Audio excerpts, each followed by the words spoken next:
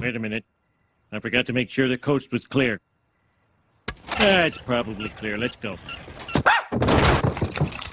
Beer!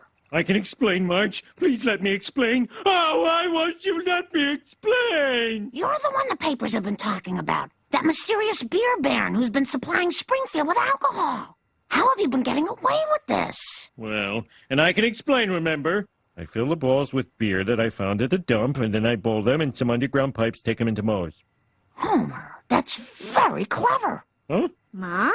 Well, it is. I've known your father since high school, and this is the cleverest thing he's ever done. Besides, he's only breaking a silly 200-year-old law. It is silly, Marge. And look at all the money I'm making. Ooh. Mom, prohibition may be unpopular, but it's the law, and we still have Go to... to your room, Lisa.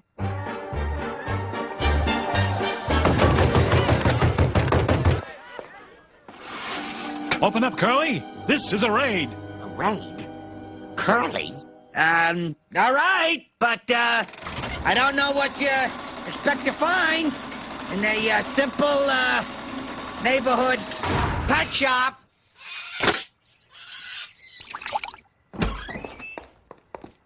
Pet shop, eh? Well, I just have one question. What kind of pet shop is filled with rambunctious yahoos and hot jazz music at 1 a.m.? No. The best damn pet shop in town. Yeah!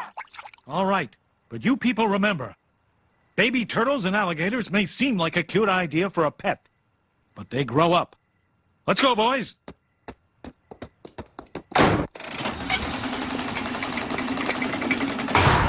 Ow! Those gears down there really hurt. You're out there somewhere, Beer Baron, and I'll find you. No, you won't. Yes, I will.